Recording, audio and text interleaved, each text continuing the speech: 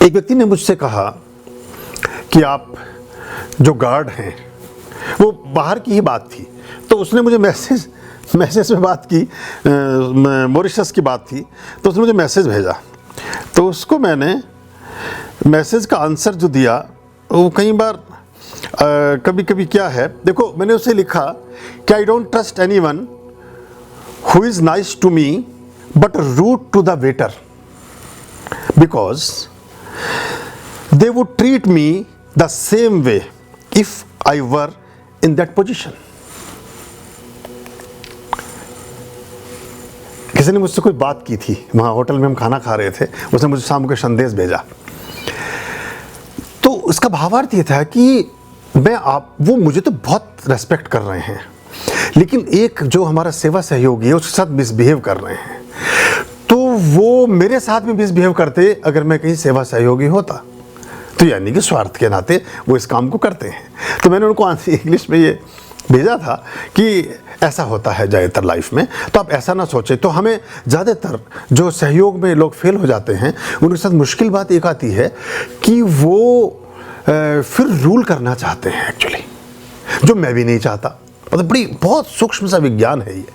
मतलब मैं किसी का मालिक नहीं, लेकिन उनका बस चले तो मेरे भी मालिक हो जाएं। मुझे शीशे में बंद करके वो जिन की तरह कैद करके रखें और ढक्कन खोलें और थोड़ी देर के लिए मुझसे काम ले, फिर ढक्कन लगा दें। अब ये बड़ा मुश्किल हो जाता है। तो बड़े प्रकल्प में बड़ा होना होता है। जब बड़े उद्देश्यों के लिए काम करते हैं तो अपने अंदर एक बड़प्पन लाना होता है। फिर हमेशा हमें ये देखना होता है कि क्या मेरे हाथ में रोटी है, दूसरा मेरा साथी सहयोगी है, भले ही मैं उससे नाखुश भी हूँ, लेकिन मैं नैतिकता के नाते क्या उसके बारे में सोच रहा हूँ कि नहीं सोच पा रहा हूँ। इसमें ज़्यादातर लोग मिसफिट हो जाते हैं।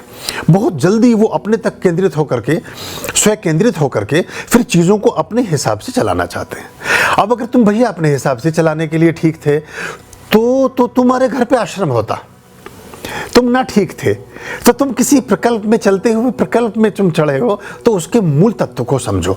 ये पिंकी श्री के उसके जो योग्य आप सब हैं, सब योग्य हैं। अगर हम छोटा सा ये जो स्वत्व है, ममत्व है, और जो हमें अपने अहम का विस्तार करना चाहिए। अहम का विस्तार, देखो उल्टी बात बोल रहा हूँ। आप कहेंगे आप तो कहते हैं अहंकार को तोड़ने के लिए मैं कोशिश करता हूँ। यहाँ जो ममत्व है, मैं है, हर एक के साथ उसको जोड़ लीजिए। जैसे मैं वैसा ये, वैसा ये, वैसी ये, और उसमें कुछ बिंदुओं को लेकर के, धन को लेकर के, पद को लेकर के, अवसर को लेकर के, प्रतिष्ठा को लेकर के, सुंदरता को लेकर के, उसकी पोजीशन, कुछ भी चीज़ ऐसी लेकर के जो चीज़ आपको लगता है कि लुभाती है, उससे उसको कम ज़्यादा ना करें आप। हमारे यहाँ तो हैप्पी भी उतनी हक से दरवाज़ा खटखटाता है जितना हक से कोई और, बल्कि उनसे कई बार ज़्यादा हक से। और आप अगर हैप्पी को फेंक के रोटी दे दें तो खाएगा भी नहीं, वो आपकी शक्ल देखेगा कि आप हैं कौन। तो जहाँ कुत्ते बिल्ली और पशु पक्षी भी इतने नाज और मान के साथ रहते हों, वहाँ मनुष्यत्व को हम यहाँ मिस्टेक कर जाते हैं। तो जो आता है फिर वो कुछ एक वो बनना चाहता है, वार्डन बनना, वो जेलर बनना चाहता है। ये कोई कैदी तो है नहीं, और हर एक के अंदर आत्मा है, और जैसे आप आए हो ऐसे कोई और भी आया है, और जिस रास्ते से आप आए हो उस रास्ते से कोई और भी आया है। जो बताते थे कि स्थान है कहाँ, जो बूढ़ा बुढ़िया की कहानी मैंने बहुत बार सुना, या सबको याद हो गई होगी। तो स्थान रखना पड़ेगा। बस ये जिसके साथ जुड़े हो उसके जैसा सोचने लगो, खत्म कहानी। परमात्मा से मेरी बात हो रही थी एक दिन, तो उन्होंने एक दिन मुझे, मैं किसी काम में बिजी था, तो कंधा खटखटा के रोका, बोले मेरी भी सुन ले। मैंने कहा हाँ सुनाओ। वैसे तो मैं बहुत बिजी हूँ, इतना टाइम मेरे पे है नहीं, पर तुम कह रहे हो तो सुन लेता हूँ तुम्हारी बात भी। ये ऊपर से उड़ रही होंगी हवाइयाँ, पर सुन लो, तुम भी सुन लो। उन्होंने भी सुनी, तुम भी सुनो। तो मैंने कहा भैया मैं हूँ बहुत सारे कामों में बिजी, चूँकि मेरे साथ में देश में दुनिया में लोग कर रहे हैं काम कम, तो मेरे पे उनका काम भी है। जिन्होंने पहले बिगाड़ दिया उनका भी ठीक करना है। और जो पहले, अब बुद्ध का तो बड़ा आसान था आश्रम खोलना, 20,000 शिष्य थे, सबके हाथ में कटोरा है, जाके मांग लो और खा लो, दैट्स ऑल, खत्म हो गई कहानी।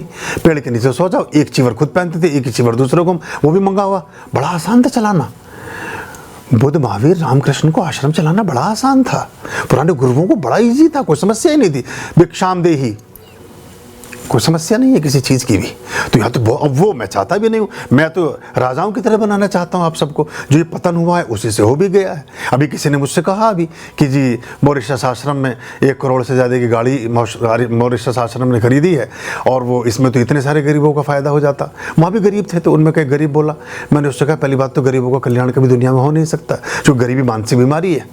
जो खुद गरीब रहना चाहता है वो गरीब है, और बाकी ये मेरे नाम पे है भी नहीं, मैंने खरीदी भी नहीं, आप ही ने खरीदी, आप ही चला रहे हो, आप ही की गाड़ी है, आप ही के सिर पल्ले है, तो आप इस योग्य बने, तो ये एक बात थी। और दूसरी बात, तुम गरीब इसको बांट लो अपने हिस्से में। मैंने कितने गरीबों का कल्याण, बोले भारत में 150 करोड़ लोग रहते हैं, मैंने 7 रुपये 25 पैसे बनते हैं, तुम्हारे पकड़ो और बाहर निकलो।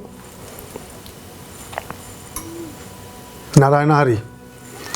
तो मुश्किल ये होती है कि हम भाई तुम्हारा हिस्सा भी ले लो उसमें, तुम भी वहीं अगर अपने आप को काउंट कर रहे हो तो वो एक्चुअली वहाँ भी एक, अगर हिंदुत्व में कोई गुरु या आचार्य दरिद्र है, दीन है, फटा है, रोटी मांग के खा रहा है, सड़क के किनारे सो रहा है, टाट का कपड़ा बांध रहा है, तो कहते देखिए आपके धर्म में कोई दर्प नहीं। आप कैसे कहते हैं कि आप कि यहाँ सोने की चिड़िया थे आप, और आपके धर्म में कोई बल होता, आप लक्ष्मी विष्णु की पूजा करने वाले लोग, और आप पे खाने को टुकड़ा नहीं, तो प्रत्यक्ष को प्रमाण की आवश्यकता भी नहीं। और समझ में भी आ रहा है कि आदमी कह रहा है कि मुझे 2 रुपये दे दे, वो तुम 1 रुपया दोगे तो वो 1 लाख देगा, उगाना था ना, तुम 1 रुपया दोगे वो 10 लाख देगा, क्या था ही देगा, तो तू सीधा क्यों नहीं ले लेता भाई? मतलब इतनी बीच में ये मेहनत करने की इतने दलालों की जरूरत क्या है, एजेंट्स की? वो तुम 1 रुपया दोगे वो 10 लाख देगा, उससे 10 लाख लेंगे, तुमसे 1 रुपया नहीं लेंगे। तो ये बड़ी एक समस्या जी आदमी की मानसिकता में भरी पड़ी है। तो मैं अपने इस प्रकल्प में, मुझे पुरानों के फटे हुआ सिलना है, जो कपड़ों में सुराख हो गए उनमें रफूगिरी भी करनी है। मैंने बताया था ना उस दिन जब आप गुरु पूर्णिमा में आए थे, मैं लुहार भी, मैं कुम्हार भी, मैं चमार भी, मैं रंगरेज भी, मैं मोची भी, मैं मास्टर भी, मैं प्रोफेसर भी, मैं वैज्ञानिक भी, मैं डॉक्टर भी, मैं आयुर्वेदाचार्य भी, मैं पहलवान भी, मैं सब कुछ हूँ। करना पड़ेगा मुझे, इतने सारे रोल प्ले करने पड़ेंगे, वरना बात बनेगी नहीं। तो अलग अलग तरीके से चीज़ों को पिरोना और करना पड़ता है, तब जाके बात ठीक बन पाती है। तो हमें अपने धर्म की प्रतिष्ठा भी बनानी है। तो वो ये गैप है, मैं ना तो आपको फटे हाल में रखने में मुझे कोई दिलचस्पी नहीं है। और एक और सत्य आपसे उजागर करता हूँ, बड़ा गहरा सत्य है ये, आप फटे हाली के लिए परमात्मा की तरफ चले भी ना हो और ना चलना चाहिए। तुम बिन यज्ञ ना होते वस्त्र ना हो रहा था, और खान पान का वैभव सब तुमसे आता, जय लक्ष्मी माता। तो भैया जब जय लक्ष्मी माता है तो उसमें समस्या क्या? हाँ, सार्थक मार्ग से, सच्चे मार्ग से, पूरे आत्मबल के साथ, बिना किसी को धोखा दिए, बिना किसी को झूठ बोले, बिना किसी को चीट किए, बिना किसी को लूटे, बिना किसी को ठगे, बिना किसी को असत्य कहे हुए, तब भी आप बहुत धनवान हो सकते हैं। और सच्चे धनवान दुनिया में ऐसे ही बने हैं। वो लॉटरी का टिकट खरीद करके धनवान नहीं बने हैं, या बाकी चीज़ों से नहीं बने हैं किसी को लूटने। जिनके महलों में हजारों रंग के फानूस थे, झाड़ उनकी कब्र पर हैं और निशान कुछ भी नहीं। जिन्होंने लूटा खसोटा है वो सड़क पर ही मिलेंगे आपको हमेशा। लूट की गति ऐसी ही होती है, चोर के घर में दिया ही नहीं जलता कभी भी। पूरी दुनिया लूटती ही रही, हम तो अभी भी समृद्ध, तीसरी अर्थव्यवस्था बन गए हैं, 5वीं अर्थव्यवस्था, तीसरी हम होने वाले हैं, पहली हो जाएंगे 5-7 साल बाद। हम इसी गति से चलते रहे तो झाड़ फूक वालों से बचना। झाड़ते हैं फिर फूकते हैं, उनसे बस ध्यान रखना है, बाकी सब चीज़ें ठीक रहेगी। बाकी तो सारी चीज़ें फिर विद्या काम आपकी आती रहेंगी।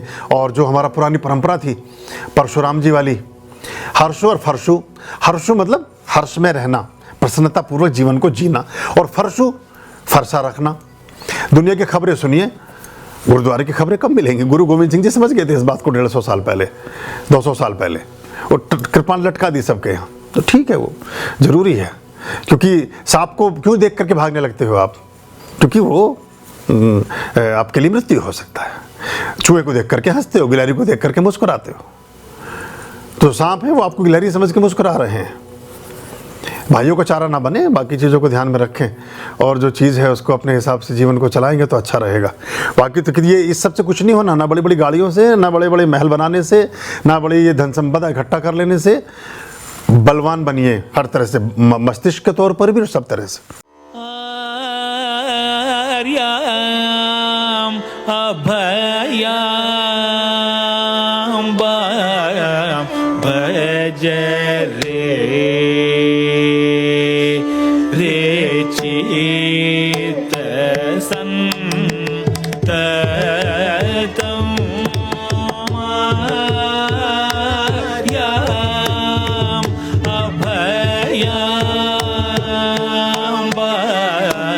भज रे